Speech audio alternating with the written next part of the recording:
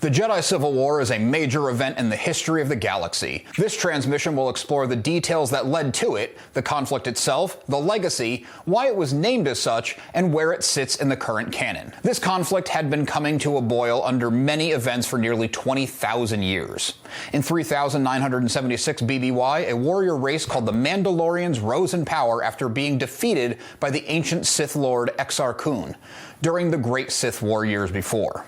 The Mandalorians' power and influence spread beyond the borders of the Galactic Republic. For a time, the Republic decided not to get involved. They were wary of starting another war and decided that the Mandalorians' expansion away from the core worlds wasn't an immediate threat to the Republic. The Sith lurked in the shadows, pulling the strings and influencing the Mandalorians to invade the Republic in 3963 BBY.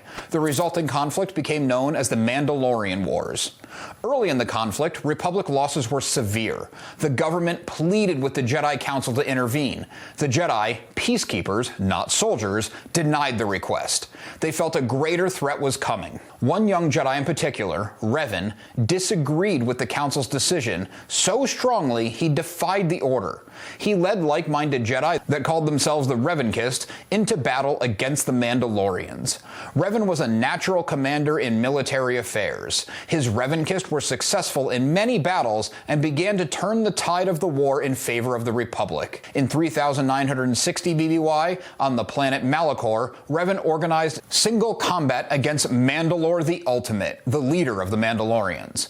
Revan won. With his dying words, Mandalore told Revan that the entire conflict was orchestrated by the Sith. It's likely Revan had dark side leanings before this outright defiance. The war and success in it gave him a taste for violence and solid proof that he could be a leader. The war took him to planets like Malachor and Korriban, which were heavily influenced by the dark side. After learning that the Sith instigated the war that Revan had very nearly won already, he took his friend Malak and the two hunted the remaining Mandalorians into the unknown regions of space. The hunt led them to the Sith Emperor, who turned the two former Jedi into his agents. Revan and Malak continued to journey in the galaxy together.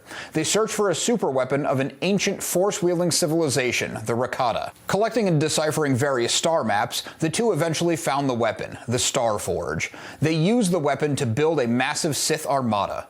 With his newfound power in the dark side, Revan assumed the title of Dark Lord of the Sith.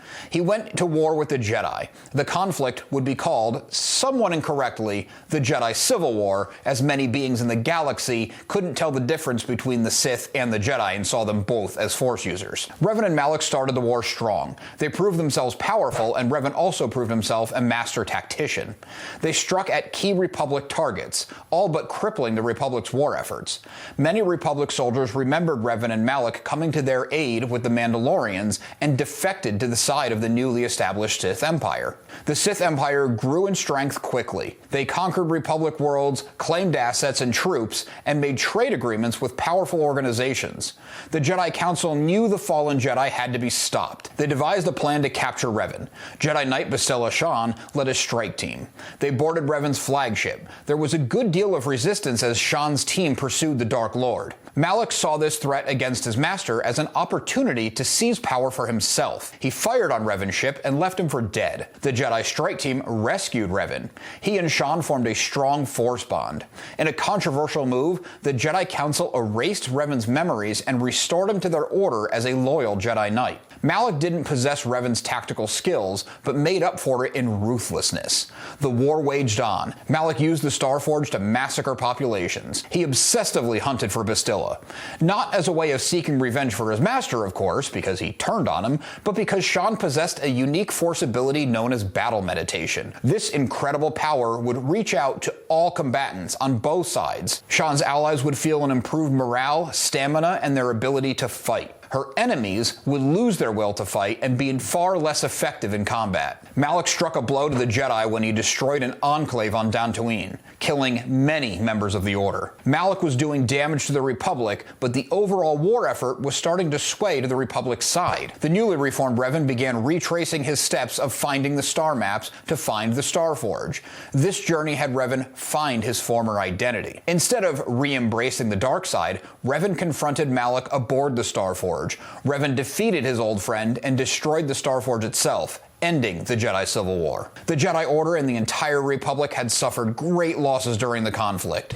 Their efforts to rebuild were threatened by the remnants of the Sith Empire and criminal organizations who grew more bold with the Republic's resources diminished. Revan, still in the light but with the memories of his evil deeds restored, ventured into the unknown regions in an attempt to strike the Sith Empire at their heart. The ripple effects of this war affected the galaxy for centuries. It left some pieces for Sheev Palpatine to start putting back together the Sith and take over the galaxy with the Galactic Empire. The primary sources for the Jedi Civil War are largely considered to be legends now.